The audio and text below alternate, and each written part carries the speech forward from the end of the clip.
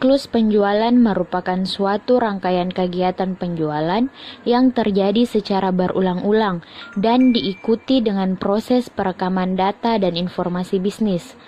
Rangkaian kegiatan dalam siklus penjualan diawali dengan aktivitas penerimaan order dari pelanggan, kemudian penyiapan barang diteruskan dengan pengiriman atau penyerahan barang, penyiapan faktur tagihan, penagihan piutang, dan diakhiri dengan penerimaan pembayaran atas tagihan atau piutang pelanggan tersebut. Pada kesempatan kali ini, kami akan membahas terkait flowchart penjualan kredit. Sebelumnya kita harus tahu, apa sih itu penjualan kredit? Jadi, penjualan kredit adalah penjualan yang pembayarannya tidak diterima sekaligus atau tidak langsung lunas. Pembayarannya bisa diterima melalui 2 tahap atau lebih yang dilakukan pembayaran secara angsuran. Adapun fungsi yang terkait dengan penjualan kredit, proses penjualan meliputi yang pertama, departemen pelanggan, yaitu pihak yang membeli atau mengajukan order ke bagian penjualan. Yang kedua, departemen penjualan, yaitu pihak yang menerima order pelanggan baik melalui surat maupun telepon yang mengidentifikasikan jenis dan kuantitas barang yang diminta.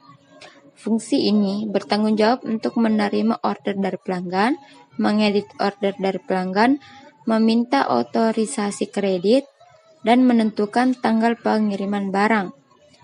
Fungsi ini juga bertanggung jawab untuk membuat back order pada saat tidak tersedianya persediaan untuk memenuhi order dari pelanggan. Yang ketiga, departemen kredit, yaitu pihak yang menentukan batas kredit, kelayakan pemberian kredit pada pelanggan, dan memberikan persetujuan kredit sehingga salinan order penjualan dapat didistribusikan ke departemen penagihan, pergudangan, dan pengiriman. Baik, langsung saja kita menjelaskan mengenai flowchart penjualan kredit. Pada langkah awal, pihak penjual menerima pesanan dari pelanggan. Selanjutnya, pihak pelanggan mengirimkan dokumen barang order yang ingin dia pesan. Lalu setelah itu, pelanggan dihadapkan dengan 2 pilihan. Apakah pelanggan boleh melakukan pembelian secara kredit atau tidak? Di sini pelanggan memberikan keputusan. Apabila ia mau melakukan pembelian secara kredit, maka akan langsung diarahkan ke pembuatan order penjualan dari pihak penjual. Sedangkan apabila pihak pelanggan tidak menginginkan pembelian secara kredit, maka dialihkan ke pembelian secara tunai. Tapi di sini ada lagi 2 kemungkinan yang harus dia pilih. Yang pertama, apakah pelanggan mau membeli barang yang dia pesan secara tunai atau tidak. Apabila pelanggan mau, berarti harus dialihkan ke flowchart siklus penjualan tunai. Artinya bukan tanggung jawab dari pihak penjualan kredit lagi. Tapi apabila dia tidak mau melakukan pembelian secara tunai, maka pemesanan barang dari pelanggan dibatalkan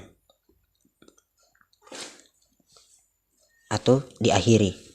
Selanjutnya, karena semisal pelanggan mau melakukan pembelian secara kredit, maka langsung diproses di pembuatan orderan penjualan atau membuat orderan penjualan.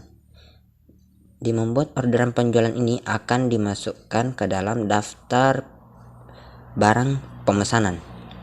Selanjutnya saya arahkan kepada Saudari Suci Wulandari untuk menjelaskan langkah selanjutnya. Baik, saya lanjutkan.